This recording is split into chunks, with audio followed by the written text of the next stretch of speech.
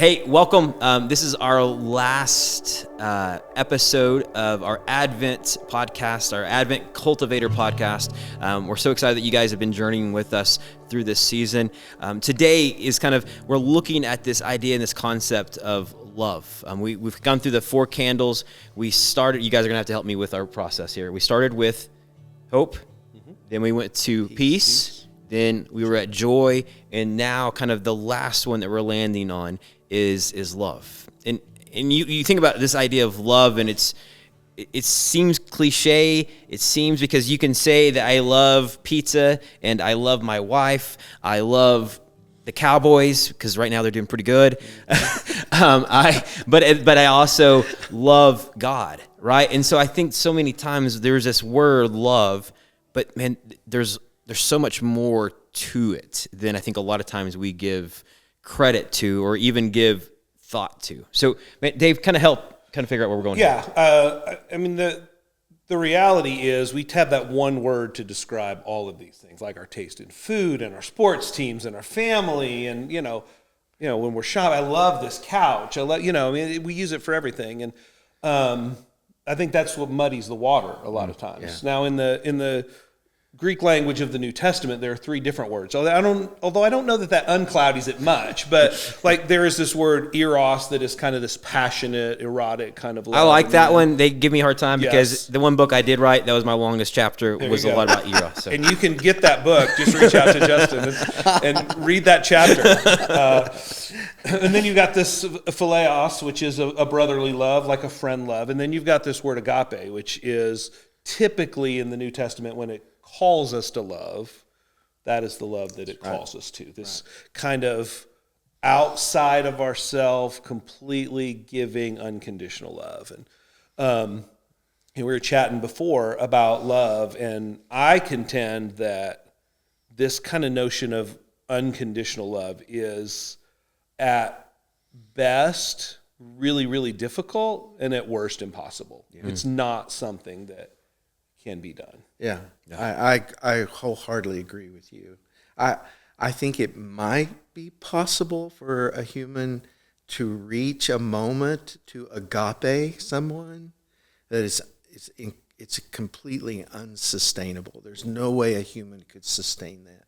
So it has to come from outside of us for it to be a sustained thing that we are able to do. And in my mind, if I'm going to agape you, then what I need to do is find the place where God can then agape you through me. Yeah. That was my question is, do y'all think it's the ability to agape someone else is probably to the extent in which we're able to be agape'd, right? Like to be, so like our ability to love outside of ourselves, to have that unconditional love is probably contingent, or I don't even use that word, but it's relational to how much we are being loved. Well, yeah, I mean, like, how hard is it to give someone something you don't have? That's pretty hard. Yeah.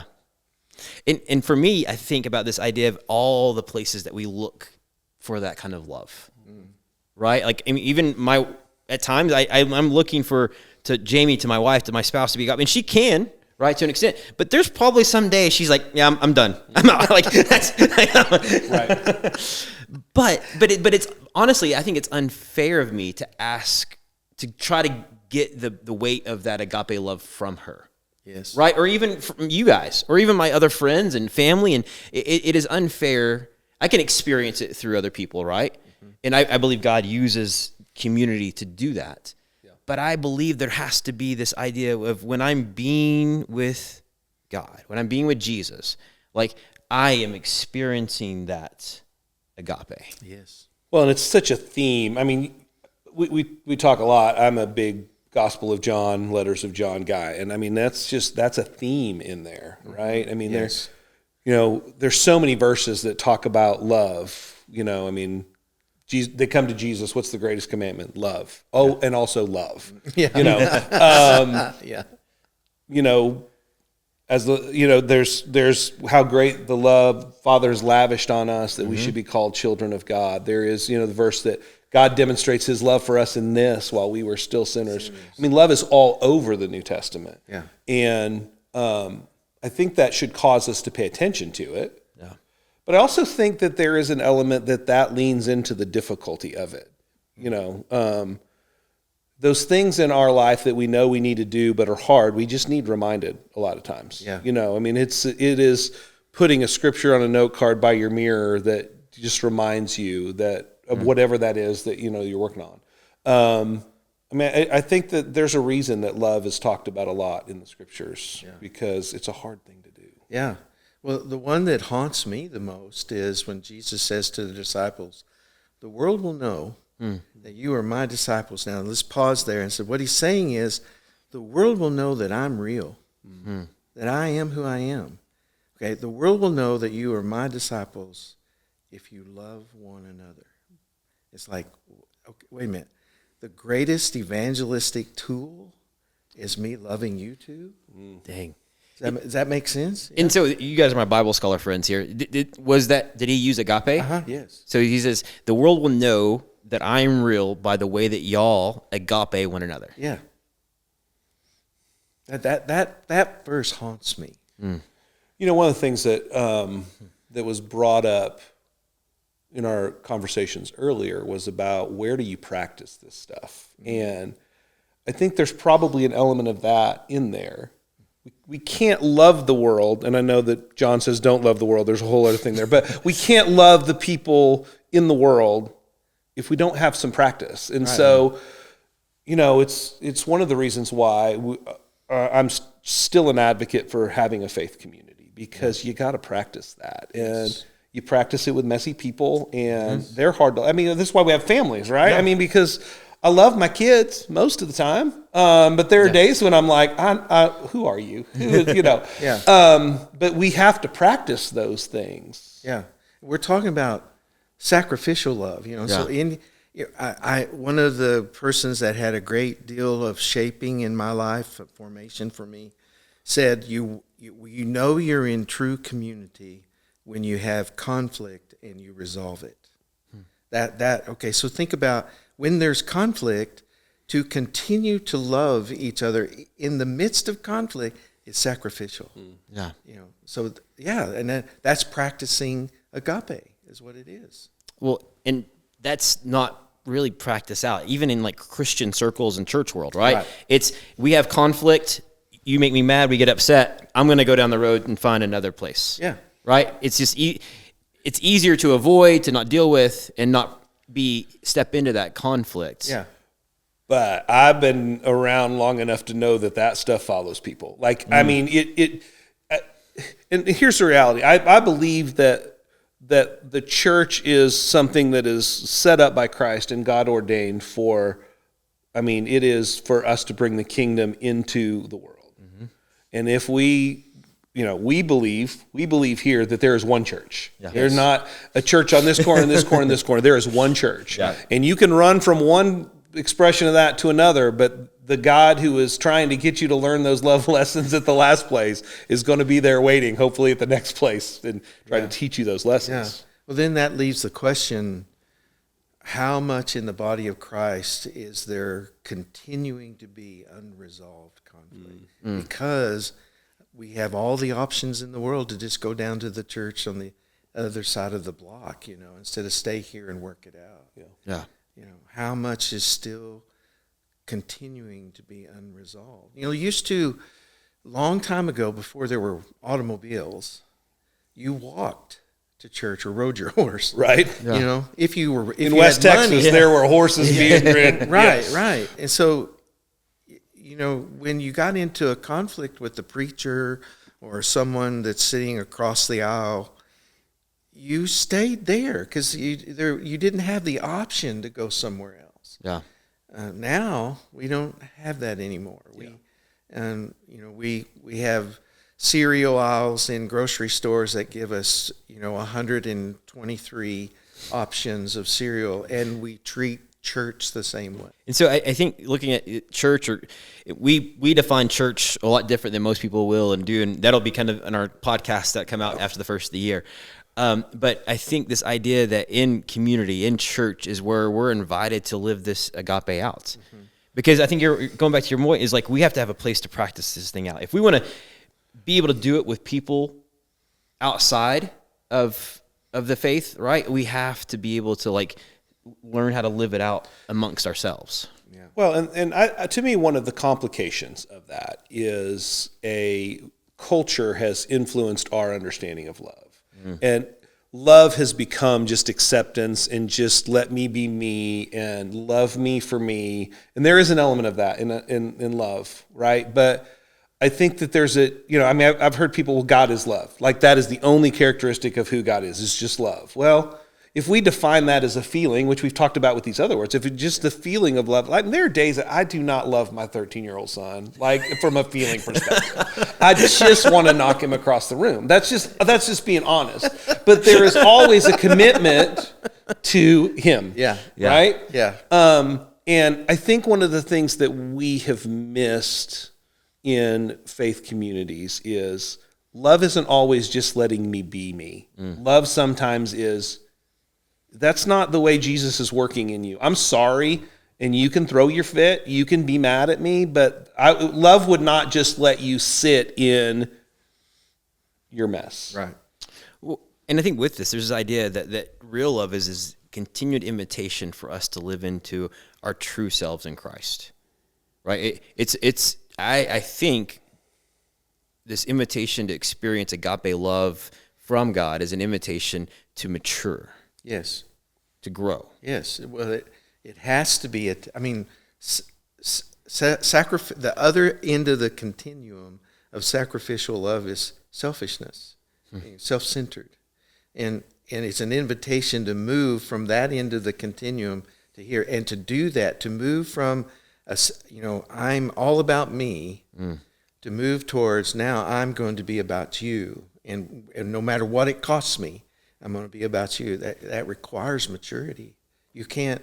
You have to have scaffolding that supports that builds the muscle and the structure, the skeletons to support that kind of movement. And without the maturity, it's I hate to say it, but it's a vapor. It's a sham that you're presenting. It's not the real thing. Thinking about the John passage that we'll get to this week is John 13, where Jesus washes the disciples' feet.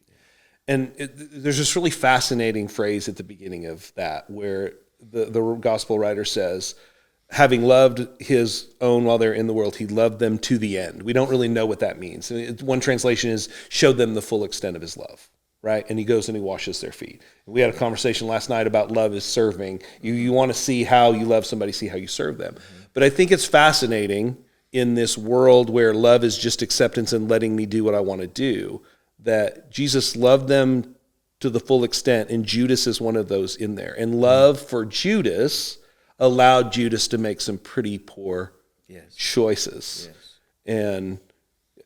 But then there's Peter in that same conversation who didn't quite make as bad of choices, but didn't make good choices. And then there's love and redemption and restoration and all that. And it's just not, just to come back to, it's just not always this, I'm going to affirm whatever you're trying to do, and that's love. I mean, that's not love in marriage. No. Right? You don't want your wife, look, us, when we were first married, we were not lovable people. I mean, I didn't know you then, but I knew me then. And there has to be some work on our wife's part to love us into the people that God has created us to be and that Jesus is working in us to become. Yes. Yeah. Well, it's like, you guys have heard this. I read it in a book long ago that consider the thought that maybe marriage wasn't made to make us happy. It was made to make us holy. Mm-hmm. Yeah. So, not less than happy, but much more than happy. It's meant to make us into this true person, this real person that God thought of when he first made us in the first place. One of the things that you've talked about in other of these podcasts is it feels like these four are building upon each other, right? Mm-hmm. And then you've got hope, and you've got peace, and you've got joy, and you've got love. And as I reflect on what you said about that, it really seems like this is the one that has skin on. Yeah. Because it's hard for me to tell if you have hope. I mean, unless you're wearing a Cowboy shirt, then I know that you have hope, right? Maybe, or a Cubs hat. It's hard for me to know you have peace. Like you can sense when people are people of peace, but like it's hard. There's nothing you can point to that says you have peace. Yeah. There's nothing you can point to say you have joy.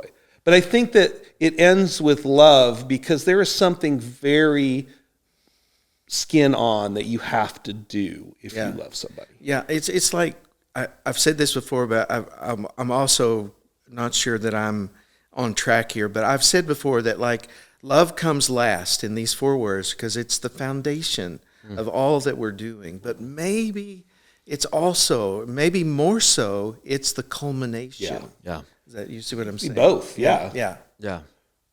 And I think with that too, I think looking at this love of it's the thing that's skin on it, but also like love being the right one before we go into Christmas Eve, right? And we light the Christ candle. And in the Christ candle, we are acknowledging that God put on flesh and moved into the neighborhood. Yep. Right? Like there was skin on the game, right? Yeah. Right. And so this idea of love gets concreted in the person of Jesus. Yes. Becoming Emmanuel, God with us. Yes. And so as I think about it, it's this building up to, but it's the foundation, but there's this building up to. Yeah.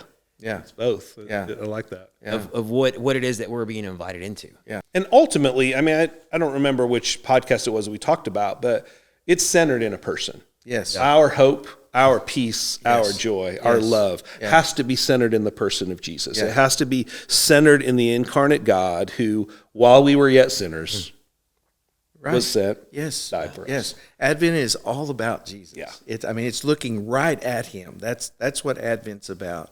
And to continue the thought, Jesus concretizes all of these words.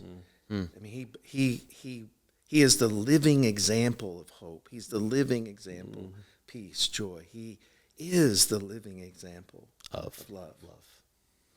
And so I think with this then is this continued invitation that we're inviting everyone into this way of life. So following Jesus, being a kingdom cultivator is ultimately an invitation to be with Jesus.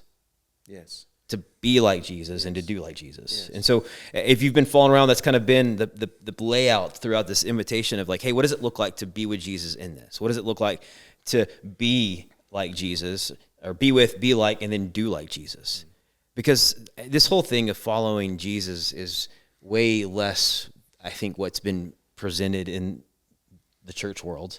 And it's an invitation to a way of living, a way of life, of experiencing this agape love, allowing it to transform and change us and ultimately call us into this true self that we've been called to be, and then getting to live that out in the world around us. Yeah. Man, I don't know about you guys, but I've loved these conversations. I've loved that y'all have had this conversation. This has really been good.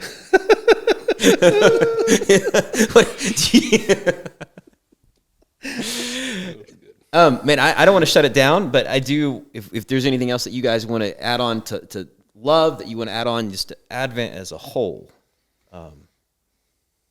I just want to make it clear that Advent is the time where we re-experience or re-practice these things because the year has been rough, it's beat us up, and we have forgotten them. And so it's a season that calls us back to lean into these things as well as to be agents of these things. It's not just practicing it for me. It's like, can I be an agent of hope to someone? Can I be an agent of peace or joy or love to someone? It's not just for me. It is just like the incarnation. The incarnation came for us. And so can I be for someone with these concepts, these ideas, these realities? So I think my invitation to all of us this next week is, may we experience the agape love of God. May we truly experience that. May it not be a thing that we kind of thought about, we do it, but like experience the depth and the fullness of what it is to be unconditionally loved.